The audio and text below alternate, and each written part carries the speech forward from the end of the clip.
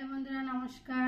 কেমন আছো সবাই? আশা করি সবাই ভালো আছো। আজকে আমি তোমাদের জন্য আরেকটা রেসিপি নিয়ে এসেছি, সেটা হলো পনির বাটার মশলা। তার জন্য আমি কি কি নিয়েছি একবার দেখে নাও। আমি এখানে নিয়েছি কাজু ভিজিয়ে রেখেছি, টমেটো, পেঁয়াজ, এখানে কিছু গোটা মশলা আছে, এখানে আদা রসুন, এখানে কিছু ধনের পাতা কুচি আছে, এখানে পেঁয়াজ কুচি আছে, এখানে পনির আছে, এখানে বাটার আছে, এখানে ফ্রেশ ক্রিম আছে। তাহলে আমি এই কাজু, টমেটো, পেঁয়াজ, এখানে আদা রসুন, গোটা মশলা আমি একসঙ্গে ফ্রাই করে পেস্ট করে নেব। দেখো বন্ধুরা, আমি একটা কড়াই নিয়ে নিয়েছি। কড়াইটা আমার গরম হয়ে গেছে। এবার আমি এর মধ্যে 1 চামচ তেল দিয়ে দেবো। এবার আমি বাটার দিয়ে দেবো। এবার আমি যে গোটা গরম মশলা নিয়েছিলাম, এলাচ, লবঙ্গ, একটু দারচিনি, এগুলো দিয়ে দেবো। এবার পেঁয়াজ কুচি দিয়ে দেবো। বন্ধুরা, তোমরা চাইলে বাটার একটু বেশি দিতে পারো, বেশি লাল লাল করে ভাজতে হবে না, এরকম হালকা করে ভাজলেই হয়ে যাবে। এরপরে আমি যে রসুন আর আদাটা রেখেছিলাম ওটা দিয়ে দেবো। এবার এই কাজুগুলো ভিজিয়ে রেখেছিলাম, এই কাজুগুলোর মধ্যে দিয়ে একসঙ্গে ফ্রাই করে নেব। আমি এর মধ্যে আর 1 চামচ তেল দিয়ে দেবো। তোমরা চাইলে বাটারও দিতে পারো, কিন্তু আমি বেশি বাটার দিইনি, কমই দিয়ে রান্নাটা করবো। এবার আমি টমেটোগুলো কুচিয়ে রেখেছিলাম, টমেটোগুলো দিয়ে দেবো।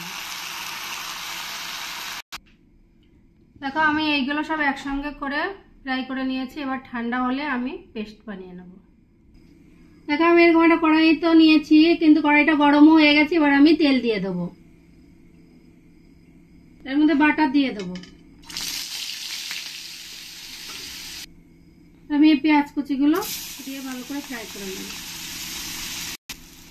1 চামচ লবণ দিয়ে দেবো, আর সামান্য একটুখানি হলুদ দিতে হবে।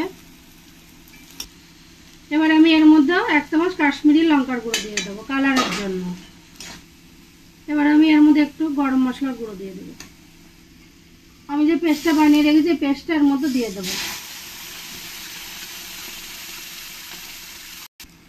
আর আমি এর মধ্যে একটু জল দিয়ে দেবো। এবার আমি এই গ্রেভিটাকে ঢেকে দেবো, লো ফ্লেমে ঢেকে দিতে হবে 5 মিনিট। এবার আমি এর মধ্যে আরেকটু বাটার দিয়ে দেবো। এবার আমি এই পনিরটা এর মধ্যে দিয়ে দেবো। আর আমি এর মধ্যে ফ্রেশ ক্রিম দিয়ে দেবো। 4-5 চামচ যাবে, সেরকম ভাবে দিতে হবে। এবার আমার এটা রেডি হয়ে গেছে। এবার আমি নামিয়ে নেব। এবার আমি এরপর দিয়ে একটু ফ্রেশ ক্রিম দিয়ে দেবো, তার উপর দিয়ে হালকা করে একটু ধনের পাতা ছড়িয়ে দেবো। আমি এবার এখান থেকে একটু বাটিতে তুলে নেব। দেখো বন্ধুরা, আমার পনির বাটার মশলাটা পুরো রেডি হয়ে গেছে। তোমরা পরোটার সঙ্গেও খেতে পারো বা রুটির সঙ্গে খেতে পারো। আর তোমাদের যদি এই রেসিপিটা ভালো লাগে, তাহলে তোমরা আমার চ্যানেলটিকে অবশ্যই লাইক, শেয়ার, কমেন্ট করবে। আর যদি এরকম রেসিপি দেখতে চাও, তাহলে অবশ্যই সাবস্ক্রাইব করবে।